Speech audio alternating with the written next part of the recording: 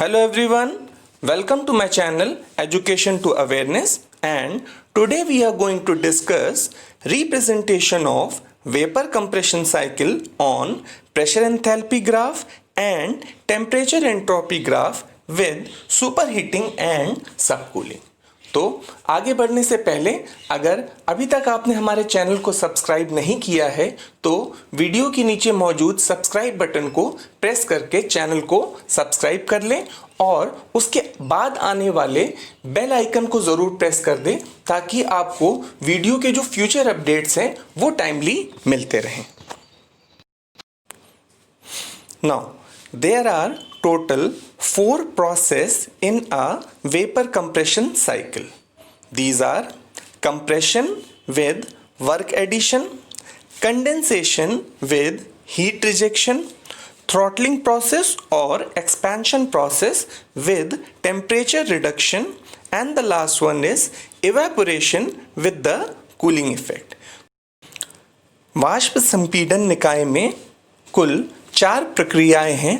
पहली प्रक्रिया संपीड़न कार्य जोड़ने के साथ, संघनन ऊष्मा निष्कासन के साथ, विस्तारण तापमान घटाने के साथ, और चौथी और आखिरी प्रक्रिया है वाष्पीकरण प्रशीतन प्रभाव उत्पन्न करने के साथ।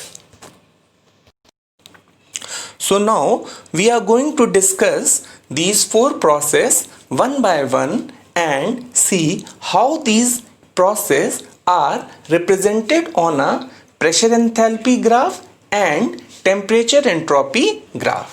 अब हम बारी बारी चारों प्रक्रियाओं को एक एक करके देखेंगे तथा ये देखेंगे कि किस प्रकार इन प्रक्रियाओं को दाब एंथैल्पी व ताप एंट्रोपी ग्राफ पर रिप्रेजेंट किया जाता है।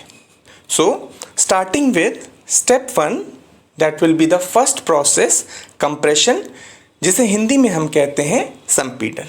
So the refrigerant enters the compressor at low temperature and low pressure. Okay, and when the refrigerant enters the compressor, it is in gaseous state. So these are the 2 very important points that you have to remember, that the refrigerant that enters the compressor, it enters in the gaseous state and it is at low temperature and low pressure.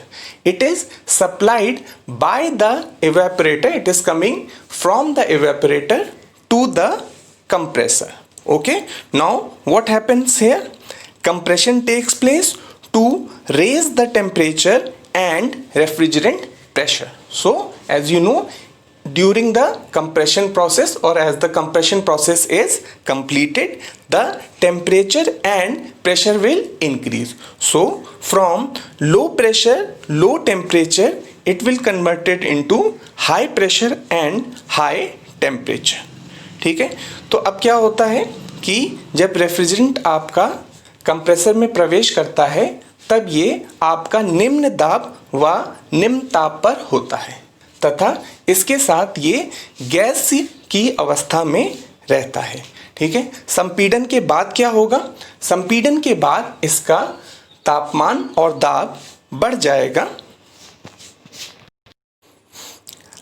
Okay, after compression the refrigerant leaves the compressor and enters the condenser, and for the compression process various type of compressor like centrifugal or reciprocating or screw can be used।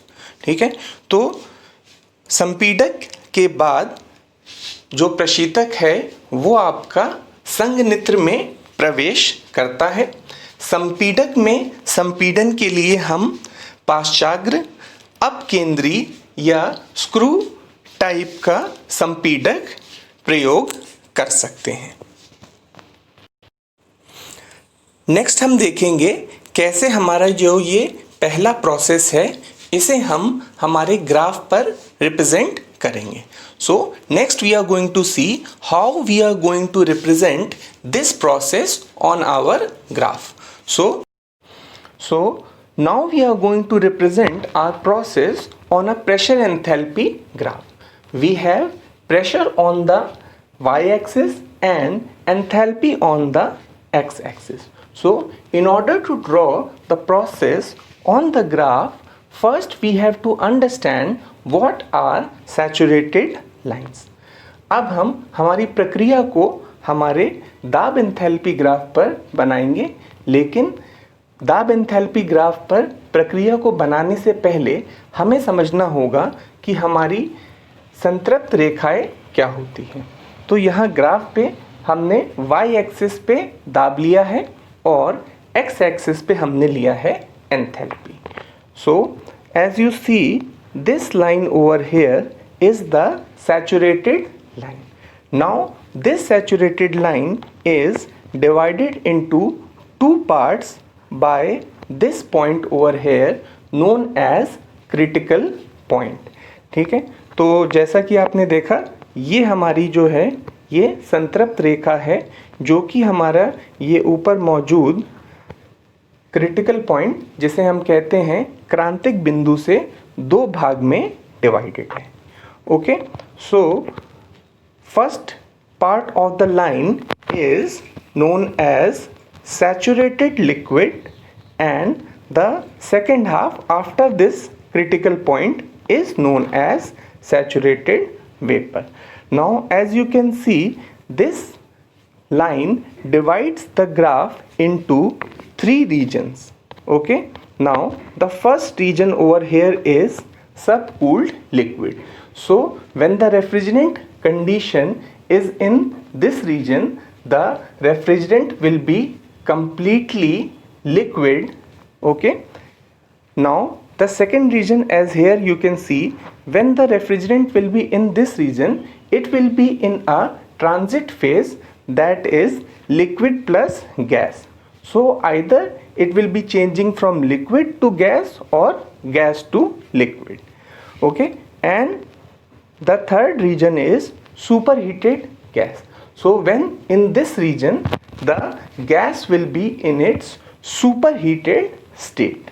Okay, and as of this line, when the refrigerant condition will be on this line, it will be saturated. Okay, at this portion it will be saturated liquid and at this portion it will be saturated vapor.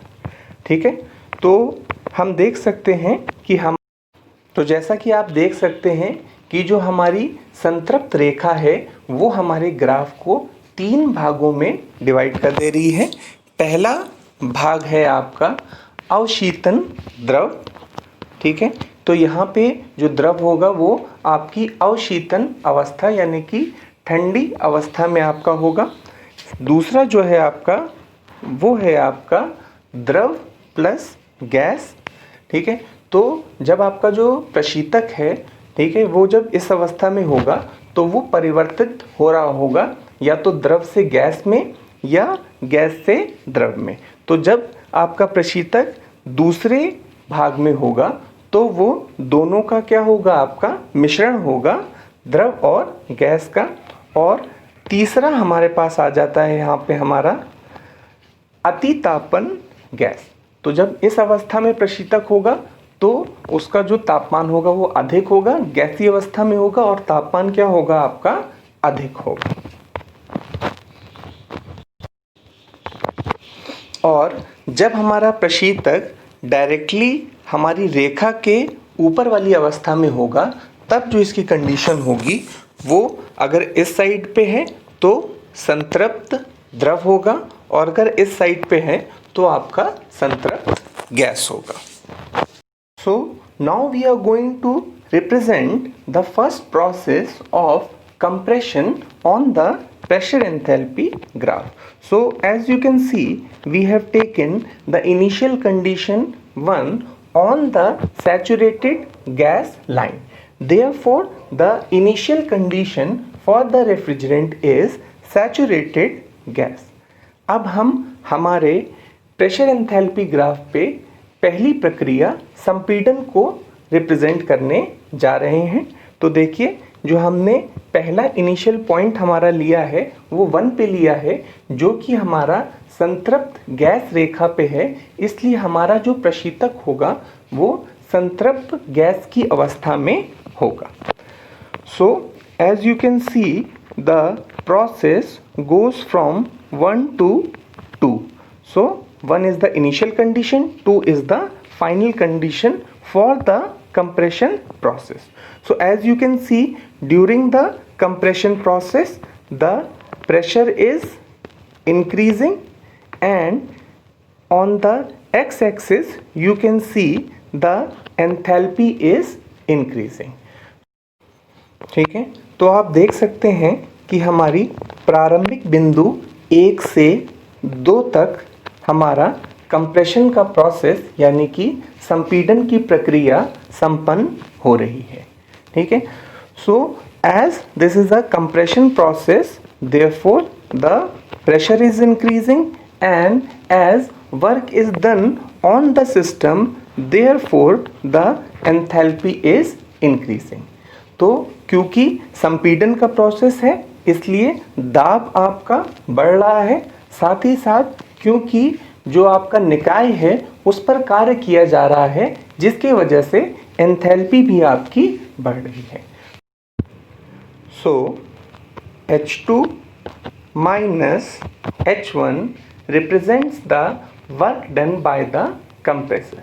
So since we can easily use enthalpy for calculating the work done, therefore we prefer pressure enthalpy graph compared to the pressure volume graph over here. तो अब यहाँ पे आप देख सकते हैं H2 minus H1 जो आपकी एंथैल्पी का डिफरेंस होगा, ये आपका बताएगा कुल कार्य जो संपीड़क द्वारा किया गया। तो क्योंकि यहाँ पे हमें एंथैल्पी के टर्म्स में कार्य को निकालना आसान होता है, इस वजह से हम वाष्प संपीड़न में प्रेशर एंथैल्पी यानी कि दाब एंथैल्पी ग्राफ को प्रेफर करते हैं। इसलिए हम दाब एंथैल्पी ग्राफ को प्रेफर करते हैं दाब आयतन ग्राफ के comparison. So next we have to plot the compression process on a temperature entropy graph. So similar to the pressure enthalpy graph, temperature entropy graph also have saturated line, but the shape of the saturated line, as you can see, is different from the pressure enthalpy graph. Okay, again at the top here we have the critical point which divides the graph into two parts, saturated liquid and saturated vapor. तो जैसा कि आप देख सकते हैं कि आपका दाब एंथैल्पी ग्राफ की तरह ही जो आपका ताप एंट्रोपी ग्राफ है, उसमें भी आपकी जो संतृप्त रेखा है वो ड्रॉ करी जाती है, लेकिन इसमें जो आपकी संतृप्त रेखा, जैसा कि आप देख सकते हैं, का जो आपका शेप है वो आपका डिफरेंट है, मगर आपका दाब एंथैल्पी ग्राफ की ही तरह जो आपका टेम्परेचर आपका एंट्रोपी ग्राफ है, उसमें आपका जो क्रिटिकल पॉइंट यानी कि क्रांतिक बिंदु है वो आपकी लाइन यानी रेखा को दो भाग में डिवाइड कर दे रहा है, संतृप्त द्रव और संतृप्त आपका गैस या संतृप्त वाष्प भी हम कह सकते हैं। So similarly you can see the graph is divided into three parts. First is the subcooled liquid, okay. Second, here is the wet steam or wet vapor, and last over here will be superheated steam or superheated vapor. So these are the three parts in which it is divided. ठीक है, तो तीन भागों में है ना, ये आपकी जो संतृप्त रेखा है इसको क्या कर दे रही है, आपका बांट दे रही है। ठीक है, पहला आप देख सकते हैं आपका हो जाता है अवशीतन द्रव, ठीक है। दूसरा आपका जो हो जाता है वो हो जाता है आपका नम द्रव, यानी कि जिसमें हमारी नमी आ गई, यानी कि उसको हम कहते हैं मिक्सचर, किसका, गैस और द्रव का ये पोर्शन आपका जो हो जाता है ये दूसरा हो जाता है, और लास्ट पोर्शन जो आपका बचता है वो है तीसरा, यानी कि अतितापन गैस। तो देखिए अब हम टेम्परेचर एंट्रोपी ग्राफ पर देखते हैं कि किस तरह से हमारा जो पहला प्रोसेस है कंप्रेशन का वो आपका प्लॉट होता है। तो आपका वाई एक्सिस पे जैसे आप देख सकते हैं टेम्परेचर है और एक्स एक्सिस पे आपका एंट्रोपी है। ठीक है, तो यहाँ से देख सकते हैं ये हमने इनिशियल कंडीशन 1 ली है। तो जैसा हमने आपका प्रीवियस प्रेशर एंथैल्पी ग्राफ में देखा था कि हमने जो आपकी इनिशियल कंडीशन है वो आपकी कौन सी ली हुई है, संतृप्त गैस ली हुई है। ठीक है, so now we are going to represent the compression process on the temperature entropy graph. So temperature is on the y-axis and entropy is on the x-axis. So as you can see in the graph, we have taken the initial condition 1 on the saturated gas line as it was there in the pressure enthalpy graph. So the initial condition 1 of the refrigerant is saturated gas. So now see, as the process proceeds it moves from 1 to 2. So at 2 point you can see that the temperature has increased from T1 to T2 and the entropy remains constant, S1 is equal to S2. ठीक है, तो आप देख सकते हैं कि 1 से 2 जब हम जा रहे हैं तो हमारा जो तापमान होगा वो T1 से T2 आपका क्या हो जाएगा, इंक्रीज हो जाएगा, लेकिन हमारी जो एंट्रोपी है वो क्या रहेगी, आपकी स्थिर रहेगी। So we consider this as an ideal isentropic process. तो हम इसे एक आपका सम एंट्रोपी प्रोसेस अज्यूम करते हैं। So as you can see, the initial condition of the refrigerant is saturated vapor. So as it will go straight up to represent the constant entropy process, the final condition that we get is in the superheated region. ठीक, तो जैसा कि आप देख सकते हैं कि जब हम हमारे पहले बिंदु से जो कि आपका संतृप्त गैस अवस्था में है से सम एंट्रोपी प्रक्रिया के लिए ऊपर की तरफ बढ़ेंगे, तो जो 2 पे हमें हमारी अंतिम यानी कि फाइनल कंडीशन मिलेगी वो कंडीशन होगी आपकी अतितापन की।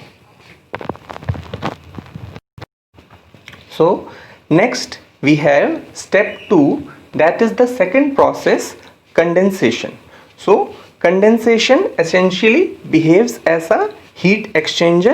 The heat is transferred from the refrigerant to the flow of water in case of water cooling, or the heat from the condenser is directly rejected into air in case of the air cooling. ठीक है, step 2 यानी जो हमारी अगली प्रक्रिया है वो है संघनन. तो संघनित्र का जो प्रयोग होता है वो एक ऊष्मा विनिमयक की तरह प्रयोग में लाया जाता है. जो ऊष्मा का स्थानांतरण होता है वो प्रशीतक से एक बहते हुए जल में या फिर डायरेक्टली आपका वातावरण में वायु को किया जाता है. So the important point here to remember is that the heat rejected is in form of latent heat. Therefore, the pressure and temperature during the condensation process will remain constant. ठीक है, तो यहाँ पे जो important part आपको ध्यान रखना है वो ये है कि जो आपकी संघनन की प्रक्रिया होती है इसमें जो आपकी ऊष्मा निष्कासित हो रही है वो आपकी गुप्त ऊष्मा है. तो संघनन की प्रक्रिया में जो आपका जो प्रेशर और टेम्परेचर है वो क्या रहेगा, आपका स्थिर रहेगा.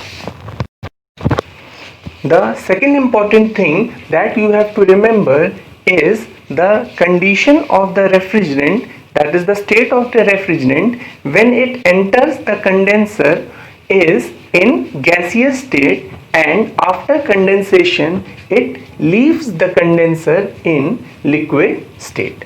ठीक है, तो यहाँ पे दूसरी जो महत्वपूर्ण बात आपको याद रखनी है वो ये है कि संघनित्र में जब प्रशीतक आता है संपीडक से तो वो गैसीय अवस्था में होता है और यहाँ पर संघनन की प्रक्रिया के बाद वो गैसीय अवस्था से द्रवीय अवस्था में परिवर्तित हो जाता है.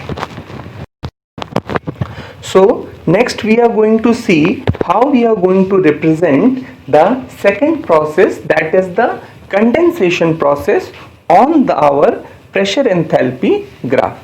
ठीक है, नेक्स्ट हम देखेंगे कि हमारे प्रेशर एंथैल्पी ग्राफ पे जो हमारा संघनन की प्रक्रिया है उसे हम किस तरह से दर्शाते हैं.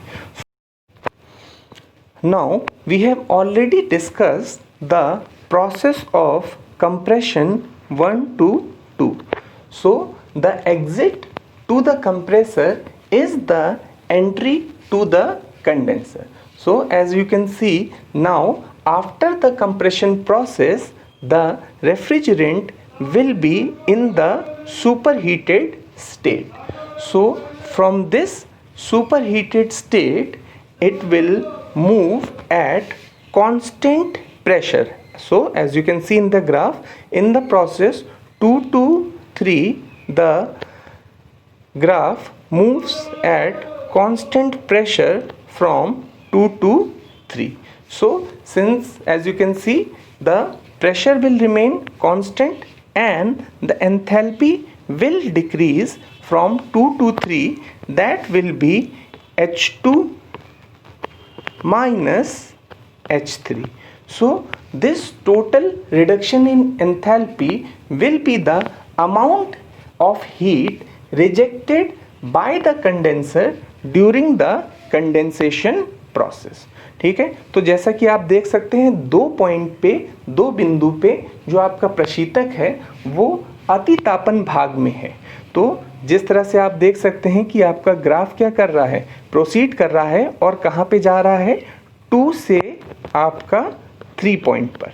ठीक है, तो इस प्रक्रिया के दौरान आप देख सकते हैं कि आपका जो दाब होगा वो क्या रहेगा, आपका कांस्टेंट रहेगा और जो एंथैल्पी है वो आपकी कम हो रही है. कहाँ से कहाँ तक, 2 से 3 तक.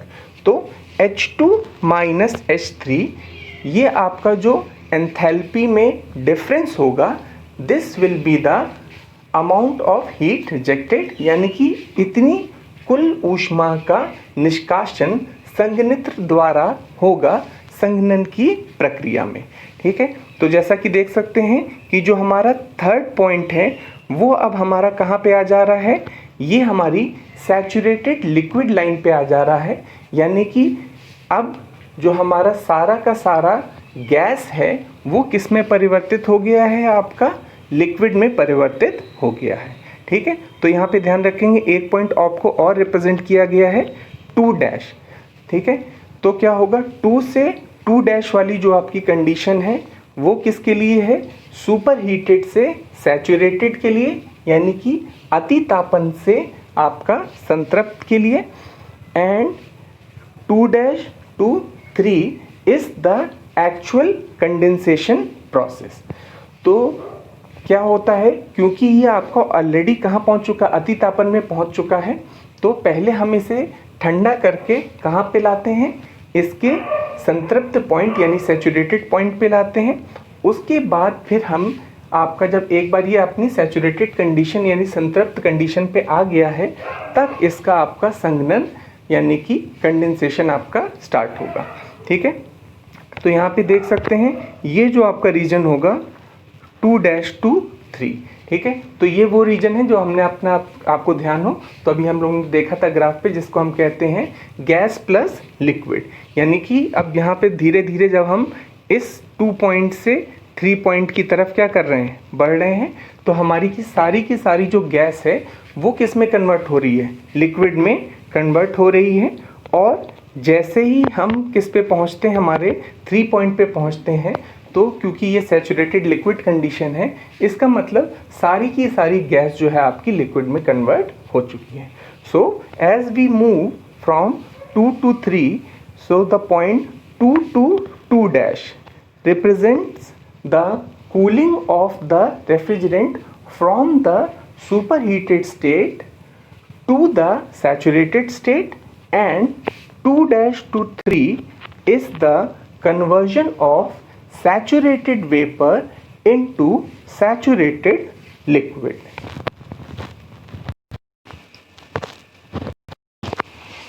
So now when we see this second process on our temperature entropy graph, so as you can see, after compression the refrigerant is at stage 2, from where it will enter the condenser.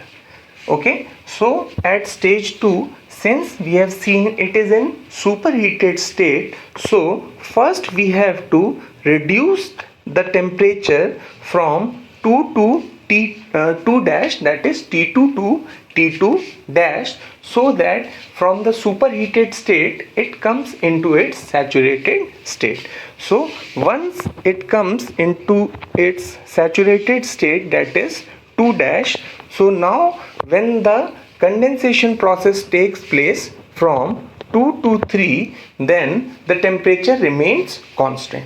ठीक है, तो जैसा कि आप देख सकते हैं कि दो बिंदु पर इसने क्या किया है, संपीडक से आपका एग्जिट किया है.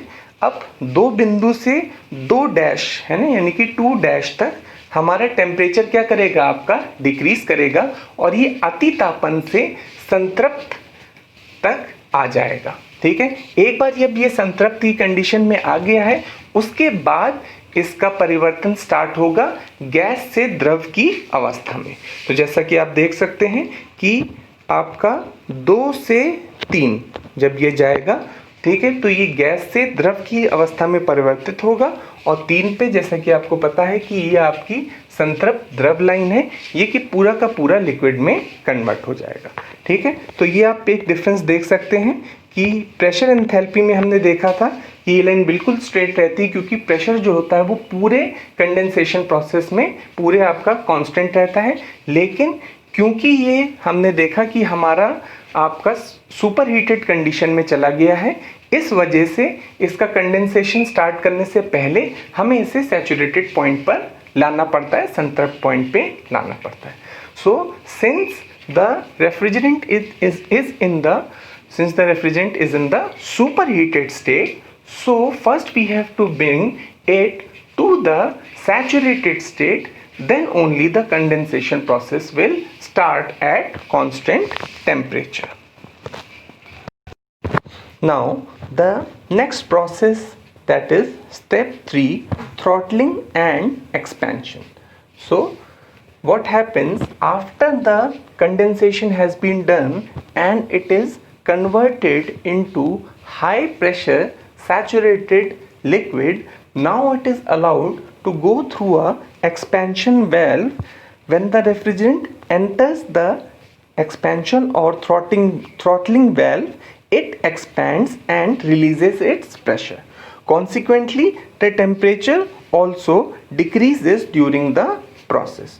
तो हमारा तीसरा प्रोसेस, जिसे हम थ्रॉटलिंग प्रोसेस या विस्तारण प्रक्रिया कहते हैं.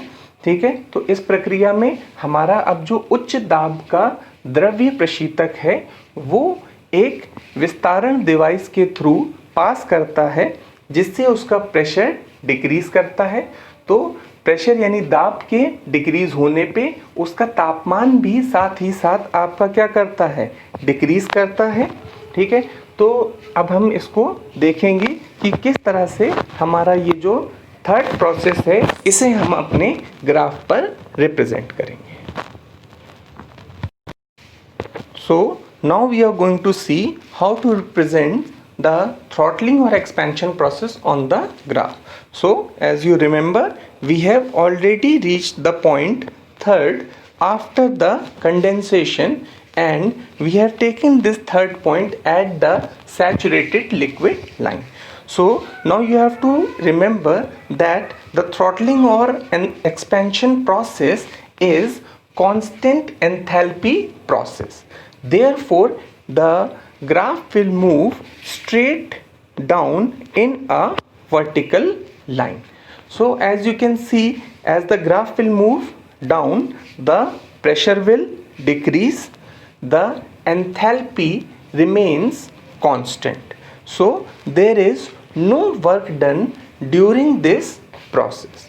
ठीक है, तो जैसा कि आपने देखा था कि हम थर्ड पॉइंट पे अपनी संतृप्त द्रव की अवस्था में पहुंच गए थे।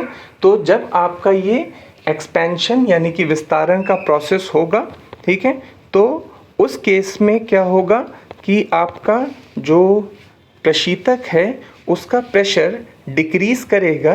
देख सकते हैं जैसे कि ग्राफ में कि आपका 3 से 4 P3 टू P4, या फिर हम इसे PC और PE भी कहते हैं, यानी कि PC हो जाता है आपका कंडेंसर प्रेशर और PE हो जाता है इवेपोरेटर प्रेशर। ठीक है, तो एक्सपेंशन डिवाइस का काम यहाँ से देख सकते हैं क्या है कि कंडेंसर प्रेशर से उसको ड्रॉप करके आपका इवेपोरेटर प्रेशर पे ले आए।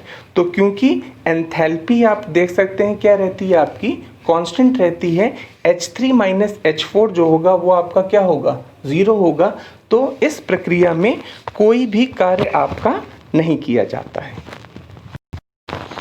Now since you can see when we will move straight down from process 3 to 4, the 4 point will be in the wet region, that is the gas plus vapor. Therefore during the expansion process some of the liquid is converted into gas. Approximately 15 to 25% of the liquid will be converted into the gaseous phase. ठीक है, तो जैसा कि आप देख सकते हैं कि जो हमारा 4 पॉइंट है वो हमारे बीच वाले भाग में आ रहा है, जो कि हमारा होता है गैस प्लस द्रव का मिक्सचर। तो यहाँ पे लगभग 15 से आपका 25% तक इसमें आपका गैस होती है और बाकी सारा का सारा इसमें द्रव होता है। तो यहाँ okay, now if we see this process on a temperature entropy graph, so you can see that we have already reached point 3 after the condensation process. Now the process of the expansion is represented here by 3 to 4. So you can see there is slightly increase in entropy 3 to 4 and the temperature will decrease from T3 to T4. So as the pressure is decreasing during the expansion process, therefore consequently the temperature also decreases. ठीक है, तो जैसा कि आपको याद हो कि जब हम थर्ड पॉइंट पे हमारी संतृप्त वाली कंडीशन में यानी कि संतृप्त द्रव वाली कंडीशन में थे, तो इससे देखिए जब हम नीचे की तरफ आते हैं, ठीक है, तो ये प्रोसेस हमारा जो रिप्रेजेंट होता है वो किससे रिप्रेजेंट होता है, 3 to 4। ठीक है, एंट्रोपी जो होती है वो स्लाइटली आपकी क्या करती है, इंक्रीज करती है। टेम्परेचर क्योंकि दाब कम हो रहा है, तो दाब कम होने के वजह से तापमान भी इसका क्या हो जाता है, आपका कम हो जाता है। और टेम्परेचर एंट्रोपी ग्राफ पे हम इसे 3 to 4 प्रोसेस से रिप्रेजेंट करते हैं। Now the last step, step 4, evaporation. Since after the expansion process the temperature of the refrigerant is significantly reduced, so at this stage vapor compression refrigeration cycle, the refrigerant is at low temperature than its surrounding. Therefore it evaporates and absorbs the latent heat of vaporization. The heat extraction from the refrigerant happens at the low pressure and low temperature, and the amount of heat extracted by the refrigerant is the total refrigeration effect that will be produced. The heat will be extracted from the space which is to be cooled. Okay, so the refrigerant will absorb the heat from the space which is to be cooled, and the heat absorbed is in form of latent heat, and the refrigerant converts from the liquid to vapor. Last step, step 4 आपका होता है वाष्पीकरण। तो क्योंकि विस्तारण प्रक्रिया के बाद जो आपका तापमान है वो काफ़ी कम हो चुका है प्रशीतक का, इसलिए इस कम तापमान पर प्रशीतक जब एवेपोरेटर यानी कि वाष्पित्र में आता है तो ऊष्मा को अवशोषित करके वो द्रव से वापस से गैसीय अवस्था में परिवर्तित हो जाता है। इस प्रक्रिया के दौरान अवशोषित होने वाली कुल ऊष्मा आपका प्रशीतन प्रभाव कहलाता है। क्योंकि ये ऊष्मा गुप्त ऊष्मा के रूप में अवशोषित की जाती है, इसलिए तापमान और दाब स्थिर रहता है। So now we see the last process on the pressure enthalpy graph. So we have already reached 4 after the expansion process. So from 4 point we move to 1 for the evaporation process from 4 to 1. So in the process you can see the pressure is constant and enthalpy increases from H4 to H1. Therefore we can say H1 minus H4. Also you can see that H4 is equal to H3. So H1 minus H4 or H1 minus H3 will be equal to the total refrigeration effect produced during this process. तो जैसा कि आप देख सकते हैं कि 4 point से जब हम 1 पॉइंट की तरफ जा रहे हैं तो ये प्रक्रिया आपकी वाष्पीकरण की है, जिसमें प्रेशर आपका कांस्टेंट है और एंथैल्पी आपकी इंक्रीज हो रही है। तो जितनी एंथैल्पी आपकी ये इंक्रीज होगी उतना ही प्रशीतन प्रभाव यहाँ पे आपका उत्पन्न होता है और वापस से हमने जहाँ पे शुरू किया था 1 यानी कि हमारी सैचुरेटेड कंडीशन पे हम पहुँच जाते हैं। यहाँ से 4 पॉइंट से जितना भी इसमें बचा हुआ लिक्विड है वो 4 to 1 में आपका गैस में परिवर्तित हो जाता है। Similarly, the process is represented on the temperature entropy graph. So from point 4 the graph moves to point 1. So you can see point 4 was the condition after the expansion process. Since the process 4 to 1 has constant temperature, therefore we move horizontally around the graph and entropy during the process increases from 4 to 1. So you can see the condition from the wet region we reach the saturated region from where our graph started. ठीक है, तो जैसा कि आप इसमें देख सकते हैं कि पॉइंट 4 पे आपका जो ग्राफ है, ठीक है, यहाँ से वाष्पीकरण का जो प्रोसेस होगा वो 1 तक कंप्लीट होगा। टेम्परेचर इसमें कांस्टेंट रहेगा क्योंकि जो ऊष्मा अब्जॉर्ब हो रही है, अवशोषित हो रही है, वो गुप्त ऊष्मा के रूप में हो रही है, जिसकी वजह से आपका टेम्परेचर इस पूरी प्रक्रिया में स्थिर रहेगा। और एंट्रोपी आप देख सकते हैं इंक्रीज कर रही है, कहाँ से कहाँ तक, 4 to 1। ठीक है, so this was today's video. We also had to discuss subcooling and superheating, but we are going to stop here. We will discuss subcooling and superheating in the next video. हमें अवशीतन और अतितापन भी discuss करना था, लेकिन हम video यहीं पे stop करके अब अतितापन और अवशीतन नेक्स्ट वीडियो में डिस्कस करेंगे। So how did you like the today's video? आपको आज का वीडियो कैसे लगा कमेंट में ज़रूर बताएं। अगर आपने अभी तक चैनल को सब्सक्राइब नहीं किया है तो चैनल को सब्सक्राइब कर लें और बेल आइकन दबा दें ताकि आपका कोई भी फ्यूचर वीडियो का नोटिफिकेशन मिस ना हो।